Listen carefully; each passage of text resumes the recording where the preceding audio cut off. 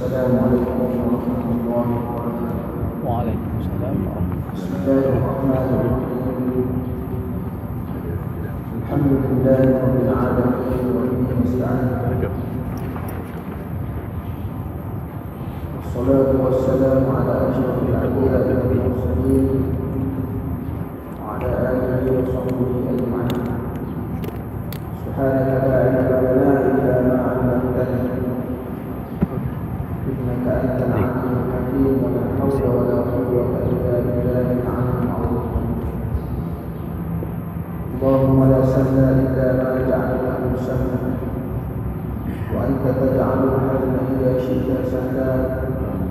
اللهم فقهنا في الدين وعلمنا التأويل. اللهم زدنا علما. الحمد لله. Syukur kepada Allah Subhanahu wa taala kerana memberikan kesempatan kepada kita ini dan memberi taufik hidayah oleh Allah untuk kita dapat sama-sama menjalankan subuh menunaikan subuh di masjid. Kerana Rasulullah sallallahu alaihi wasallam menyebutkan dalam hadisnya, "Man salatul subhi jama'atan fa ka'annama qiyamul lail kullah." Siapa yang datang sembahyang subuh berjamaah semalam-malamnya dengan berqiyamul lail. Jadi mudah-mudahan Allah Ta'ala menjadikan subuh ini adalah subuh yang paling berkat kepada kita, insya-Allah. Pada pagi ini tuan-tuan muslimin dan muslimat yang dirahmati Allah, kerana Ustaz yang bahagia Al-Fadhil Ustaz Syukri ada keuzuran yang tak dapat dielakkan, jadi kita ambil masa dalam setengah jam untuk membaca sedikit sebagai tazkirah, iaitu bencana lisan. Perkara yang bencana-bencana yang disebabkan oleh lisan, iaitu lidah.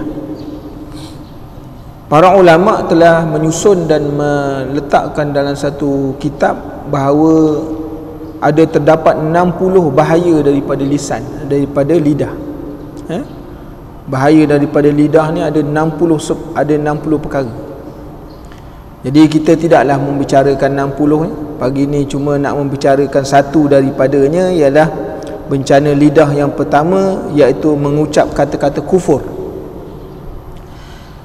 Hadis Rasulullah sallallahu alaihi wasallam menyebutkan sibabul muslim fusuqun wa qitaluhul kufr. Mencaci muslim adalah fasik dan memeranginya adalah kufur. Hadis diriwayatkan oleh Bukhari dan Muslim. Jadi kita nak menghurai hadis ini, hadis tentang kekufuran ini. Kufur dari segi bahasa artinya menutup. Itu dari segi bahasa. Disebabkan Allah Subhanahu wa taala menanamkan kepada maknanya petani dengan kufur, kerana menutup benih dengan tanah, dan orang kafir disebabkan kafir kerana dia menyembunyikan kebenaran. Kalau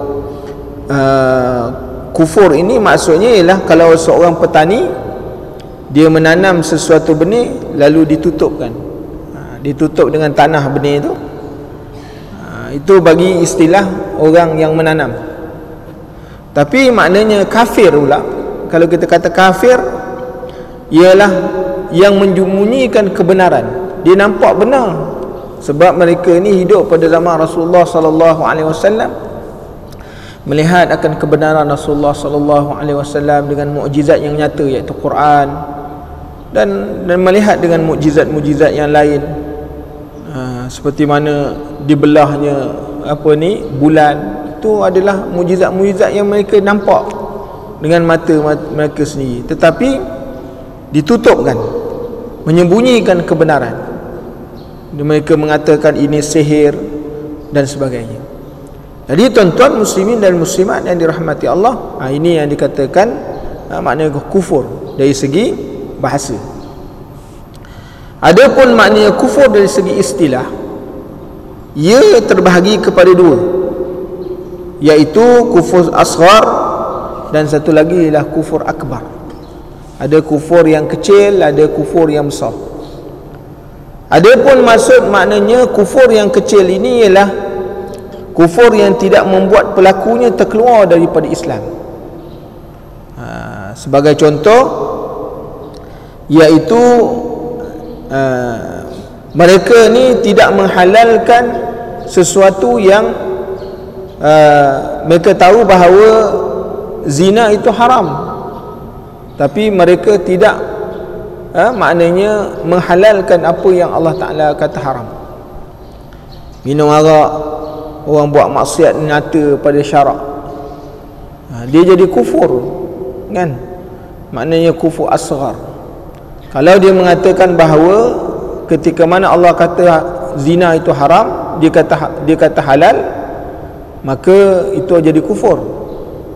Ini dia memang mengatakan, bila Allah Ta'ala mengatakan zina itu haram, dia juga mengatakan haram, tidak mengatakan halal, tapi dia buat. Maka ini adalah termasuk dalam kufur juga. Dan Nabi SAW menyebutkan bahawa dalam hadis yang kita baca tadi, mencaci muslim ini adalah kefasikan dan memeranginya adalah kufur. Jadi para sahabat Rasulullah SAW tidak mengkafirkan golongan-golongan khawarij, padahal golongan-golongan khawarij ini adalah golongan yang memerangi Islam. Malah dia kufur dan menghalang kesempurnaan iman.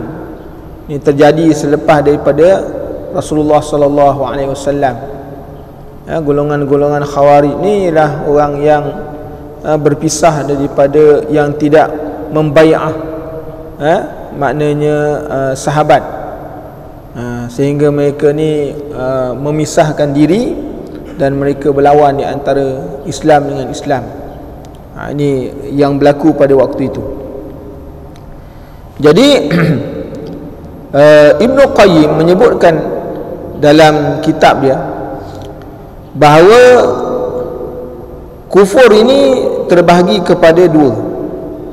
Yang pertama kufur takzib, iaitu orang-orang kafir dengan lisan dan hatinya.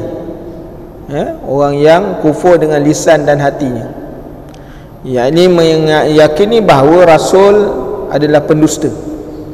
Ini yang pertama. Jadi kalau kita lihat kafir ini, Allah Ta'ala jelaskan dalam surah An-Naml. Nanti boleh lihat ayat 83 dengan 84. Allah Ta'ala sebut tentang bagaimana pendustaan orang-orang kafir terhadap Rasulullah sallallahu alaihi wasallam. Yang keduanya, kata Ibn Qayyim Al-Jauzi, kafir ini atau kufur ini yang kedua ialah kufur juhud, iaitu orang yang meyakini kebenaran dan para rasul. Kebenaran para rasul ni tidak dinafikan, namun lisan dia mendustakan dan memerangi rasul. Seperti mana kalau kita tengok Fir'aun yang kufur kepada Nabi Musa, dan orang Yahudi yang kufur kepada Nabi Muhammad sallallahu alaihi wasallam. Jadi kalau kita tengok Fir'aun tu dia kufur kepada Nabi Musa alaihi salam, tapi di saat dia nak mati itu dia mengakui. Sehingga Fir'aun ni dia mengaku jadi Tuhan, kan? Tapi akhir-akhir sebelum dia nak mati tu, dia mengaku bahawa engkau adalah Tuhan. Jadi tuan-tuan muslimin dan muslimat yang dirahmati Allah, sedangkan Nabi Musa ni hidup dalam istana dia beberapa tahun lamanya dan dipelihara oleh isteri dia. Dia mengakui itu rasul dan dia melihat akan tanda-tanda kerasulan, tapi menafikan dengan lisannya.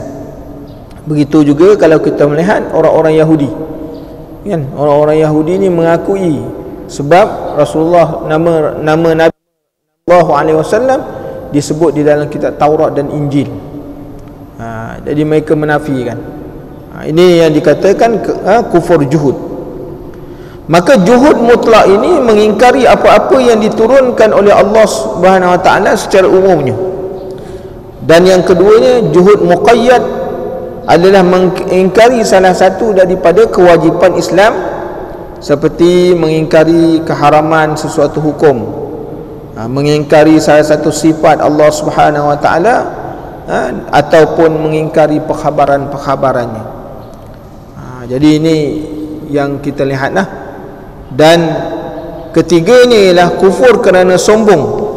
Ada kufur juga kerana sombong, seperti mana iblis, dia jadi kufur dengan sebab sombong kepada Allah Subhanahu Wa Taala, mengingkari apa yang Allah Taala perintah. Bila Allah kata usjudu li Adam, kan, sujudlah kamu kepada Adam, maka apa dia kata? Khalaqtani min narin wa khalaqtahu min tin, bahawa aku ni dijadikan daripada api, dan Adam itu dijadikan daripada tanah. Jadi tak sesuai, kan? Lantaran apa? Kufur dengan perintah Allah Subhanahu Wa Taala, dengan sebab kesombongan dia kepada Allah Subhanahu Wa Taala, menganggap bahawa kejadian dia daripada api itu adalah lebih baik berbanding dengan Nabi Adam alaihissalam. Jadi ini tuan-tuan, muslimin dan muslimat yang dirahmati Allah. Jadi kalau kita daripada ketiga-tiga kufur ni tadi, sebab dengan kufur takzim atau kufur juhud atau kufur dengan sebab sombong, maka kufur ini berbeza-beza dengan jenis. Yang pertama, dan mengkafirkan orang, seperti mana kita sebut tadi, dalam keadaan darurat mungkin boleh jadi berlaku yang demikian. Dan satu lagi ialah kufur yang disebut dengan kufur irad, iaitu berpaling daripada Rasul dengan pendengaran dan hati, tidak membenarkan dan tidak juga mendustakan, tidak memberikan kesetiaan dan tidak pula memusuhi. Namun apa? Mereka ni dikatakan sebagai orang yang mendustakan akan Rasulullah sallallahu alaihi wasallam. Jadi melihat sendiri akan kebenaran tapi tak mau ikut. Dan yang kelimanya ialah kufur nifaq, yang menunjukkan keimanan dan menyembunyikan kekafiran. Itu satu lagi jenis-jenis kufur. Dia menyembunyikan, seperti mana Abdullah bin Ubay, kan, bin Salul, iaitu tokoh munafik, hidup dengan Rasulullah, bersama dengan Rasulullah sallallahu alaihi wasallam. Anak dia sendiri beriman dengan Rasulullah sallallahu alaihi wasallam. Tapi ini merupakan ketua munafik di Madinah, Abdullah bin Ubay bin Salul, yang banyak menyebarkan fitnah, kan. Ini dia nifaq, menunjukkan iman kepada baginda Rasulullah sallallahu alaihi wasallam, dalam masa sama menyembunyikan akan kekufuran dia. Sedangkan Allah Ta'ala memberitahu kepada baginda Rasulullah sallallahu alaihi wasallam. Ini kufur nifaq. Jadi kufur nifaq ni pada zaman Rasulullah sallallahu alaihi wasallam terdiri daripada golongan-golongan munafik ni, boleh dihidu, boleh dihidu dia. Rasulullah sallallahu alaihi wasallam boleh mengenal siapa ada kalangan orang-orang yang kufur nifaq. Kerana apa? Orang yang kufur nifaq pada zaman Rasulullah sallallahu alaihi wasallam, dia mengeluarkan bau, kan? Dia mengeluarkan bau. Hari ni orang munafik sekarang ni tak keluarkan bau lagi dah. Sebab apa? Munafik dah terlalu ramai. Dalam masjid pun ada, luar masjid pun ada. Sebab tu Rasulullah sallallahu alaihi wasallam menyebutkan ayatul munafiqin salas. Makna tanda munafik itu 3. Iza haddasa kazaba, wa iza wa'ada akhlafa, wa iza tumina khana. Orang yang munafik ni, dia bila bercakap, dia dusta dengan percakapan, kan? Bila dia berjanji, dia mengkhianati. Dia amanahkan, maknanya dia selalu mungkin dalam amanah dia, tak amanah dalam. Hatta dia kata apa? Rasulullah kata hatta man salla wa hajja wa sauma. Walaupun mereka ni sembahyang, mereka ni puasa, walaupun mereka haji, tapi kalau ada salah satu sifat ini, munafik. Jadi orang munafik sekarang ni, dia masuk masjid, mereka sembahyang, mereka pergi haji, mereka juga berpuasa, tapi sifatnya ada kat dia. Ni zaman yang dikatakan zaman nifaq. Zaman Rasulullah tu orangnya memang dah ada ketua dia. Zaman sekarang ni tak ada ketua. Dah terlalu ramai orang yang nifaq sampai baunya dah tak boleh nak dikesan. Tapi zaman Rasulullah sallallahu alaihi wasallam, orang-orang munafik ni dicium bau dia. Kalau dia lalu melintas depan Rasulullah dengan para sahabat, dia mengeluarkan bau busuk. Rasulullah kata ni, ni sekejap ni bau orang munafik lalu. Sampai begitu sekali kan. Sebab tu di zaman Rasulullah sallallahu alaihi wasallam, maknanya seorang sahabat, dia ada Abu Huzaifah Al-Yamani, merupakan sahibus sirri Rasulullah sallallahu alaihi wasallam, menyimpan senarai orang-orang munafik yang hidup pada zaman Rasulullah sallallahu alaihi wasallam. Rasulullah bagi senarai. Bila ada je orang munafik, Rasulullah beritahu, wahai Huzaifah, ini. Sehingga Sayyidina Umar radhiyallahu an ketika mana dia menjadi khalifah, dia bertanya kepada Abu Huzaifah, wahai Abu Huzaifah, engkau tengok ada tak tanda-tanda munafik kat aku? Sampai begitu sekali, maknanya para sahabat ni takut penyakit nifak ni ada dalam diri dia, kan? Kata Abu Huzaifah, tak ada. Mana mungkin kau sahabat ni ada nifak? Kalau tak ada tak termasuk nama ku senarai yang disebut oleh baginda Rasulullah sallallahu alaihi wasallam. Maka kata Abu Huzaifah pun tak ada. Maka Sayyidina Umar mengucapkan syukur kepada Allah Subhanahu Wa Taala. Takut dah. Kerana orang munafik ini, mereka ni asfali minan nar. Orang yang munafik ni dia merupakan, kalau masuk neraka, yang paling bawah sekali. Bukan kita anggap orang yang masuk neraka ni orang kafir paling bawah. Tak. Orang munafik paling asfali. Maknanya kalau kita menggunakan kuali, maknanya orang munafik tu, kalau orang ni yang paling dekat dengan dia punya yang kuali tu, yang paling dasar sekali. Atas dia daripada orang munafik ni baru orang kafir. Nak tunjukkan bahawa teruknya orang munafik ni.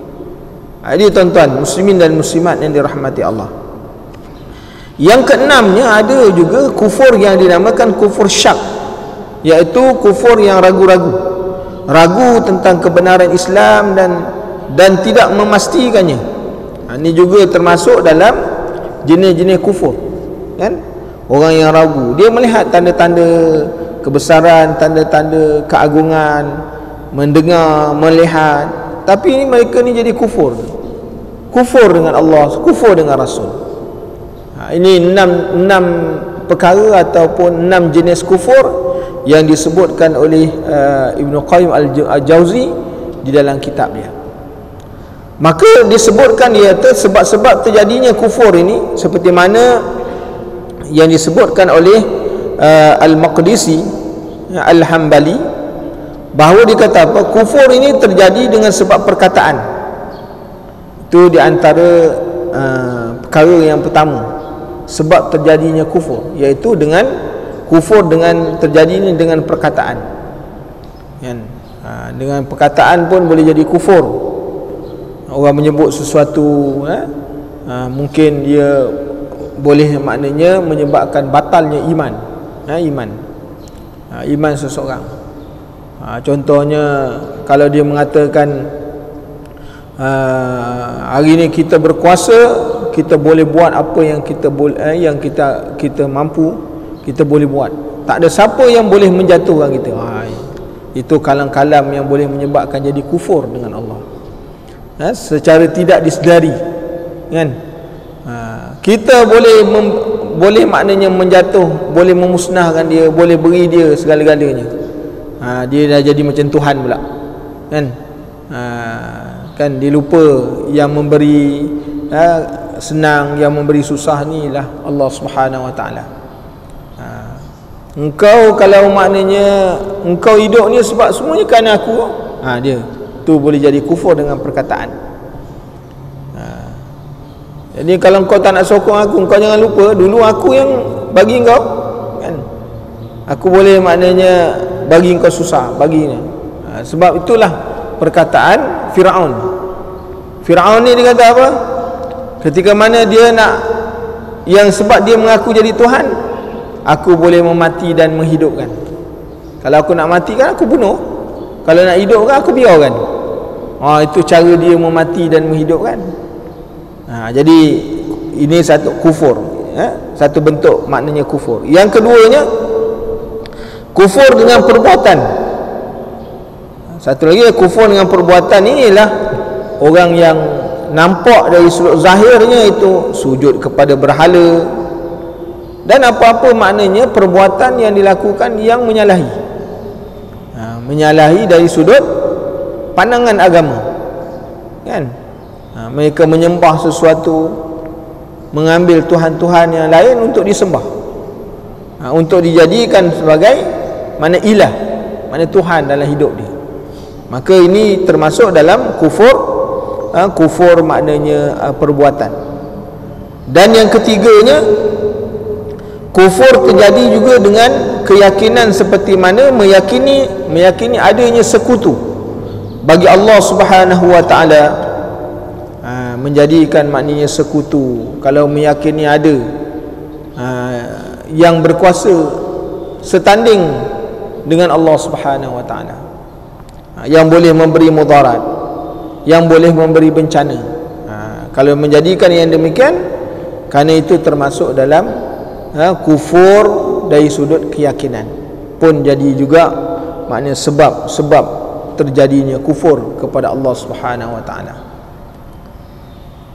Di dalam hadis yang kita baca tadi ialah bercakap maknanya kufur ini, para ulama mengatakan penghinaan terhadap agama merupakan perbuatan kufur sama ada dengan perkataan ataupun perbuatan.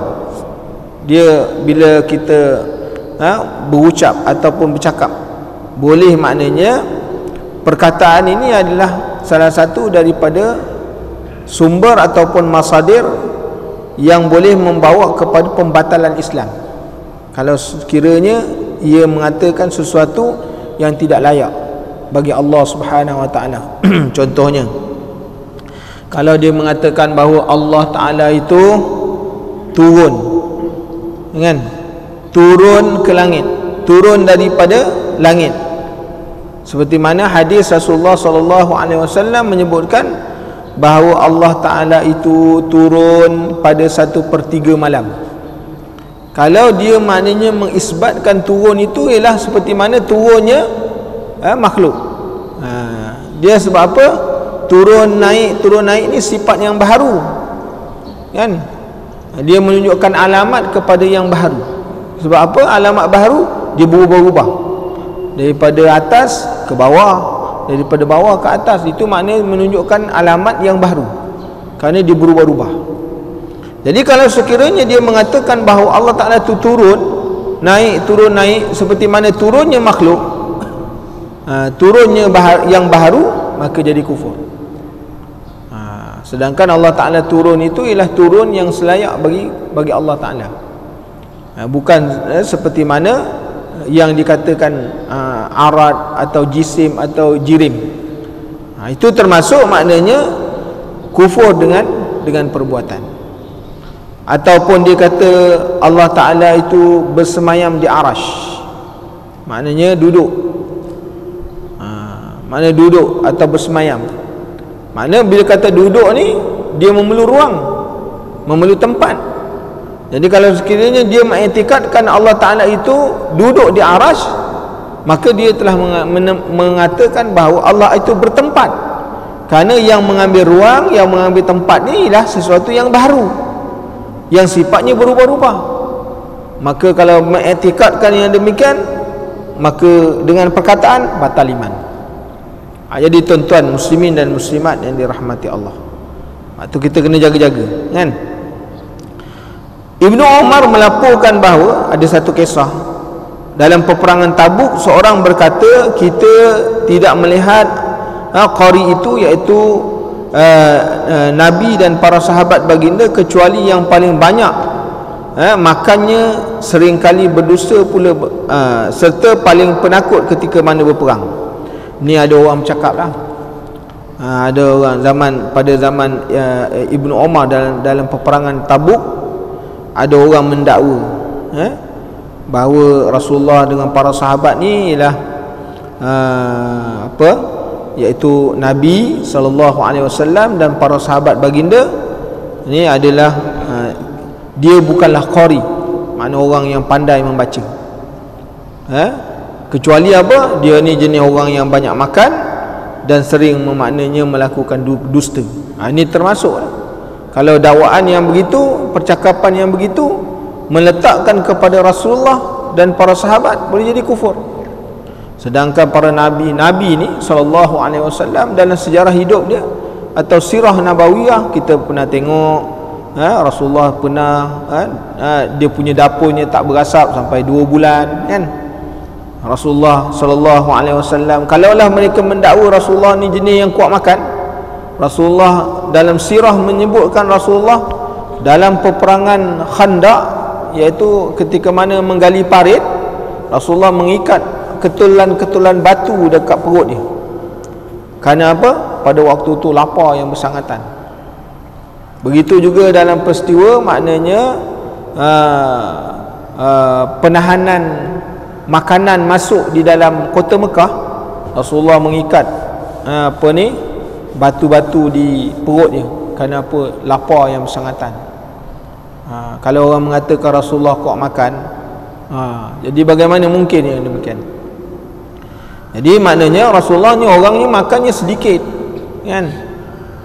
Rasulullah ni puasa itu menjadi satu kewajipan bagi Rasul kan, dan berbuka dengan tanpa makan itu adalah khususiat bagi Rasul. Bagi kita ni kalau berbuka nak qada balik sama macam waktu berpuasa tu kan. Dia punya lapar tu, dia punya qada sama macam waktu panjang pun, lama dia. Kalau puasa 12 jam, makan pun 12 jam juga nak qada balik. Jadi tuan-tuan muslimin dan muslimat yang dirahmati Allah, para sahabat begitu juga. Sayyidina Abu Bakar As-Siddiq, kalau kita lihat Sayyidina Umar Al-Khattab, ni semua jenis orang makan sikit kan. Perutnya sebagai bukti orang-orang ni makan sikit kerana perutnya tak ke depan kan. Perutnya tak ke depan, lurus. Dadanya dengan perutnya sama. Sebab tu Rasulullah sallallahu alaihi wasallam diriwayat tentang bentuk tubuh badan Rasulullah. Rasulullah kalau mandi dicurahnya air di kepala terus sampai ke kaki. Kita kalau curah air tersangkut ke perut. Mana apa? Menunjukkan gemuk, boncit, boroi. Tu bayangkan. Rasulullah curahnya air terus, tak ada air yang tersangkut dekat mana-mana tempat. Maknanya tubuh badan Rasulullah ni orang yang kurus kan. Jadi seperti mana kalau mereka ni mendakwa yang demikian, maka ini adalah satu maknanya kedustaan, kufur dalam perkataan. Dan dikata para nabi ni penakut, dia tak pernah perang. Kalau sebab tuan-tuan muslimin dan muslimat yang dirahmati Allah, orang-orang dahulu kalau dia berperang memang nampak berani dia orang punya perang. Hari ni tembak daripada jauh itu pun tak kena kan. Zaman Rasulullah sallallahu alaihi wasallam kalau nak berperang di antara pihak Islam dengan orang kafir, sebelum berperang berlawan secara ramai-ramai, dia akan mengantar wakil dulu. Makna tentera kafir akan keluarkan dia punya pahlawan-pahlawan dulu, lawan satu dengan satu dulu. Itu memang nampak gentleman lah. Rasulullah kalau dalam peperangan Badar tu, dalam perang Uhud tu hantar dulu sahabat. Dalam perang Badar pun macam tu, mengantar maknanya Sayyidina Hamzah dulu keluar, tentera Islam. Hamzah keluar, Ali keluar, Zubair keluar, lawan. Yang musuh lawan, keluarkan seorang lawan dulu dah, seorang. Siapa terbunuh, selesai, lawan lagi. Nak tengok tu kuat. Sebab itu yang menjadi lepas dah habis ni 3, baru perang beramai-ramai. Itu memang nampak kuat tuan-tuan. Kalau hari ni buat macam tu, habis kita kan. Sebab zaman penakut, zaman orang penakut. Nak keluar malam ke masjid pun takut kan. Covid pun takut kan. Bayangkan kalau dulu zaman macam tu berperang. Sebab tu tak berlaku. Sebab tu orang dulu memang hebat kan. Orang tu dia memang hebat. Dan mereka ni kalau keluar berperang, memang satu harapan mereka ialah untuk mati syahid. Jadi kalau mereka mendakwa dengan perkataan bahawa Rasulullah, Nabi SAW dan para sahabat ni penakut, ini boleh mendatangkan maknanya kufur dari sudut percakapan. Sedangkan para sahabat ini tak pernah takut untuk mati, kan? Mereka tak pernah rasa takut untuk mati. Begitu juga maknanya Auf bin Malik berkata, engkau telah berdusta, engkau munafik, aku akan khabarkan kepada Rasulullah sallallahu alaihi wasallam. Bila dengar cerita tadi, maka Auf bin memberitahu kepada Rasulullah sallallahu alaihi wasallam. Kemudian lelaki tersebut menemui Rasulullah yang sedang menunggang unta. Dia berkata, ya Rasulullah, kami hanya bermain-main dan bergurau. Bila dia mengeluarkan perkataan bahawa para nabi, para sahabat ni dia tak pandai, dia tak pandai. Lepas tu makan banyak pula tu, lepas tu penakut pula tu. Maka bila benda ni dikhabarkan kepada Rasulullah, Rasulullah panggil, dia akan cakap, dia akan berkata, ya Rasulullah, kami ni cuma bergurau-gurau je, kan? Cuma maknanya bermain-main aja. Seperti musafir menghabiskan perjalanan dengan apa? Bergurau-gurau dengan para sahabatnya. Ini tuan-tuan, kalam yang macam ni kita jangan bergurau-gurau. Dia tak boleh bermain-main dalam masalah yang membabitkan kepada pada Rasul, pada para sahabat dan sebagainya, kan? Jadi Ibnu Umar berkata, seolah-olah melihat akan terlihat olehku, makna dia memegang tali unta Rasulullah sallallahu alaihi wasallam, sementara kerikil tajam itu menusuk kakinya, dan berkata, sungguhnya kami bermain-main dan bergurau-gurau. Nak tunjukkan tadi yang dia kata tadi, kami ni memang sungguh-sungguh. Lalu dia ambilnya batu kerikil yang tajam-tajam, dia cocokkan di kaki sebagai nak membuktikan apa yang dia cakap tu cuma main-main ni. Maka Rasulullah sallallahu alaihi wasallam menjawab, apakah dengan Allah dan ayat-ayat Allah dan rasul-rasul ni kamu nak memperolok-olokkan? Jadi tuan-tuan muslimin dan muslimat yang dirahmati Allah, sehingga Allah Taala menyebut dalam Quran, wala in sa'altahum la yaqulunna innama kunna nakhudhu wa nal'ab qul abillahi wa ayatihi wa rasulihi kuntum tastahzi'un. Dan jika engkau bertanya kepada mereka tentang ejekan-ejekan itu, tentulah mereka akan menjawab, kami hanyalah berbual-bual dan bermain-main. Ni cerita tuan-tuan, cerita orang-orang yang terdahulu ni sampai sekarang pun adalah orang bermain-main tentang agama, kan? Menjadikan agama itu sebagai senda gurau. Zaman ni zaman berlaku tuan-tuan muslimin dan muslimat yang dirahmati Allah. Jadikan agama ni sebagai satu senda gurau dan bermain-main ni. Zaman Rasulullah sallallahu alaihi wasallam perkara ni dah disebutkan, sehingga turun ayat. Dengan sebab perbuatan orang ni tadi, turun ayat daripada surah At-Taubah ayat 65, Allah Taala turun nak menempelak cerita orang-orang ni, menjadikan Allah, menjadikan Rasul, menjadikan makna ayat-ayat Allah Taala itu sebagai sunda gurau kepada mereka. Katakanlah, patutkah nama Allah dan ayat-ayatnya serta Rasulnya kamu memperolok-olok dan mengejek-ngejeknya?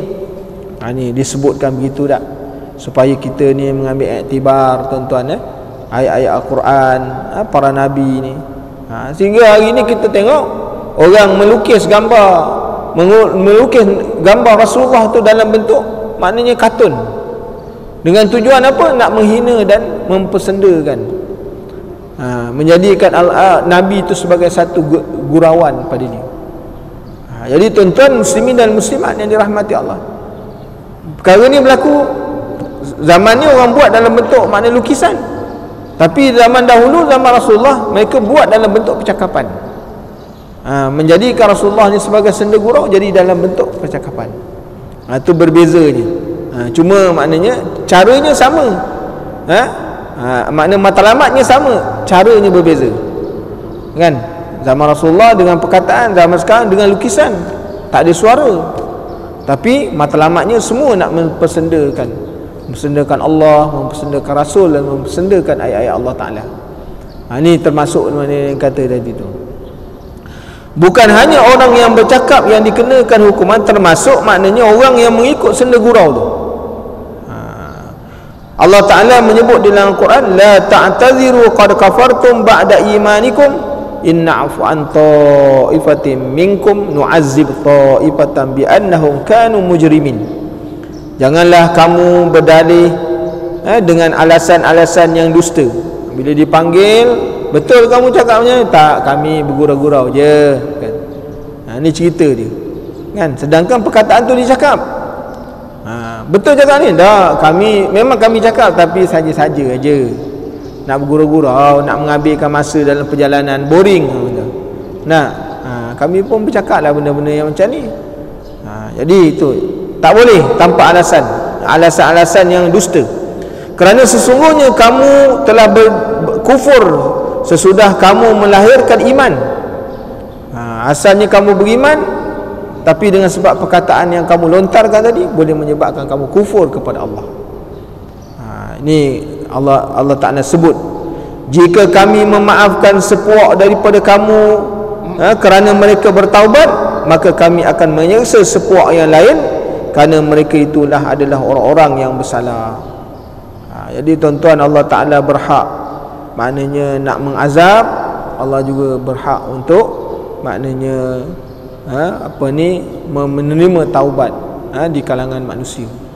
Jadi ini nak menunjukkan betapa kepada kita bahawa maknanya lisan ini perlulah dijaga setiap hari. Jangan jadi orang yang dusta kepada Allah dan Rasul ni. Sebab itu tuan-tuan muslimin dan muslimat yang dirahmati Allah, kenapa Rasulullah sallallahu alaihi wasallam mengucapkan, memberikan kata-katanya bahawa dengan perkataan itu tanda-tanda munafik kan? Kerana sebahagian daripada tanda munafik ini oleh orang-orang yang berdusta, iaitu orang yang bercakap tidak benar kan. Maknanya kalau sekiranya walaupun dia mendirikan solat sampai hitam-hitam dahi dia pun kan, tapi oleh kerana dia berdusta, makna tanda munafik telah ada pada dia. Munafik ini tuan-tuan muslimin dan muslimat yang dirahmati Allah bukan perlu kepada terhimpunnya tiga syarat tadi.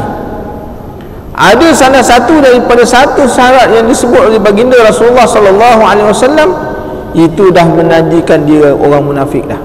Tanda munafik dah ada dah kan. Bercakap bohong walaupun maknanya hanya bermain-main kan, itu dah menunjukkan ada tanda munafik dalam diri dia. Jadi bila ada tanda munafik, sehingga maknanya tuan-tuan, tanda munafik ni Allah Ta'ala sebut cerita munafik ni sampai masuk dalam salah satu daripada surah dalam Quran kan. Masuk salah satu daripada surah dalam Quran yang khusus menceritakan tentang hal orang munafik. Dalam ayat-ayat lain Allah Ta'ala sebut, surah Taubah kan, cerita orang munafik banyak. Surah A'raf cerita orang munafik pun ada.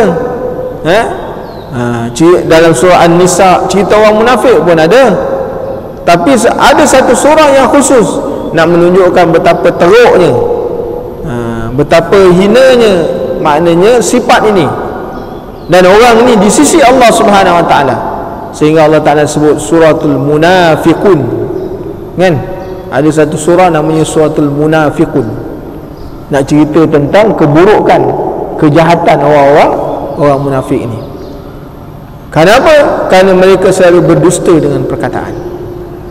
Jadi tuan-tuan muslimin dan muslimat yang dirahmati Allah, cerita orang berdusta ni maknanya bukan baru kan.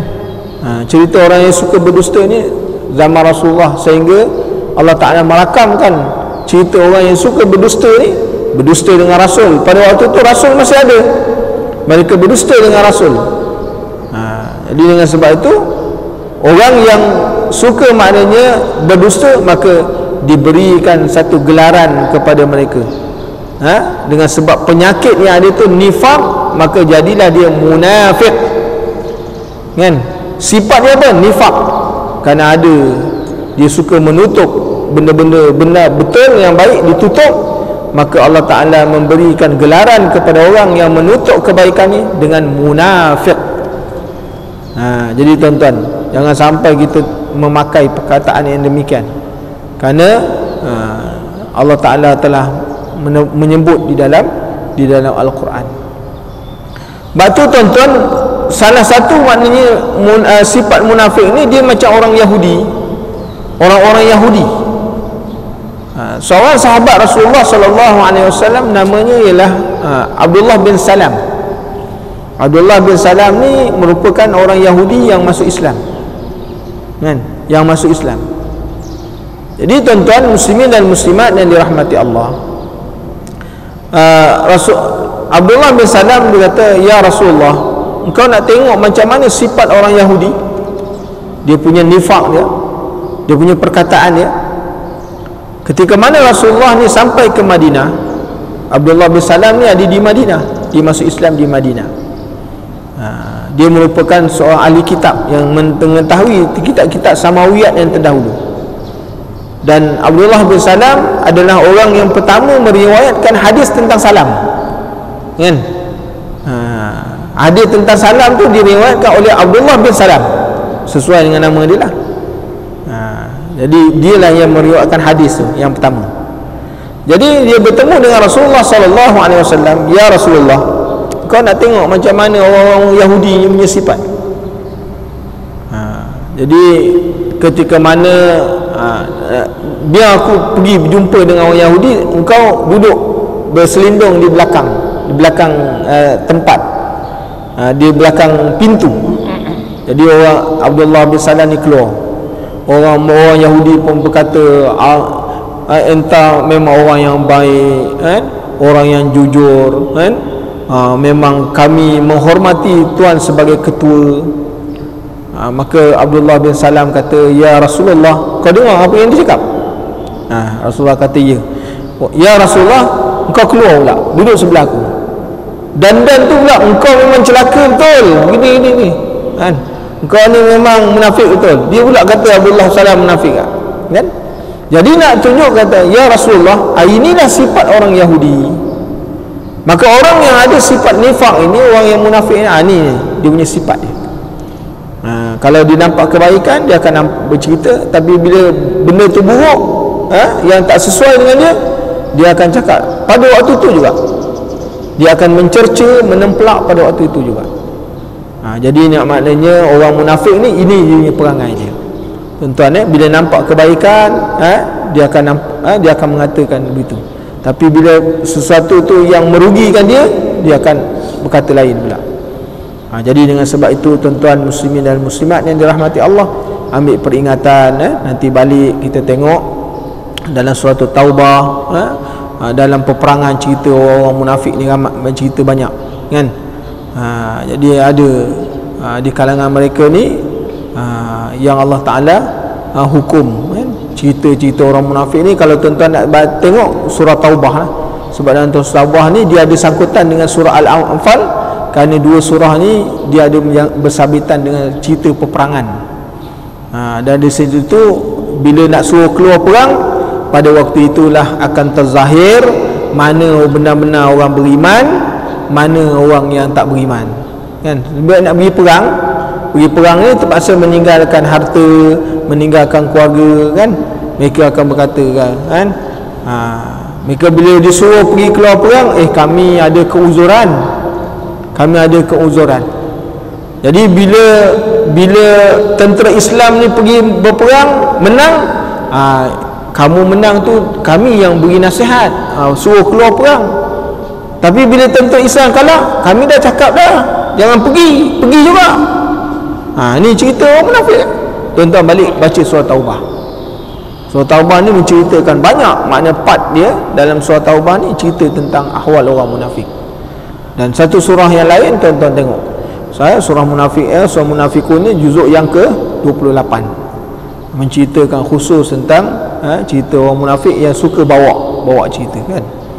Sebab tu tuan-tuan, kalau dalam surah An-Nur Allah Ta'ala ceritakan munafik ni, cerita kisah orang munafik ni, ya peristiwa Al-Ifk, bagaimana Sayyidatina Aisyah radhiyallahu anha difitnah dengan seorang sahabat namanya Safwan, kan? Sehingga Allah Ta'ala membersihkan nama Aisyah di dalam Al-Quran. Sebab tu orang yang membaca surah An-Nur, tiap-tiap membaca Quran, dia akan masuk surah An-Nur. Dan kalau mereka mengatakan bahawa Aisyah melakukan maknanya sesuatu perkara yang buruk, Imam Malik mengatakan sesiapa yang mengatakan Aisyah melakukan perkara buruk bersama dengan sahabat Pak Safwan, maka jatuh hukum bunuh. Sebab Allah Ta'ala dah membersihkan nama Aisyah dalam Quran. Sebab tu tuan-tuan muslimin, ini ceritanya apa? Orang munafik punya cerita. Sehingga rumah tangga Rasulullah tu maknanya bergoyang 2 bulan.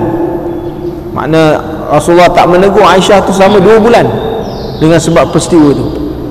Sebab ni cerita munafik-munafik ni banyak dah berlaku dan kita boleh baca kisah-kisahnya dalam sejarah hidup baginda Rasulullah sallallahu alaihi wasallam. Baca kitab-kitab sirah, makna kita akan dapat banyak pengajaran dan menjadikan Quran itu sebagai rujukan kita. Kita akan dapat cerita yang mana bagaimana kisah hidup orang-orang munafik ni. Jadi tuan-tuan, kalau orang munafik pada zaman Rasulullah tu memang dah jelas dia memang munafik. Namanya Islam tapi sifat dia. Jadi tuan-tuan, hari ni kita susah nak mengenal. Tapi walaupun susah nak mengenal orang-orangnya, tanda-tandanya masih diberikan oleh Rasulullah sallallahu alaihi wasallam. Cuba kamu melihat 3 tanda je. Kalau bercakap suka bohong, dah ada tanda.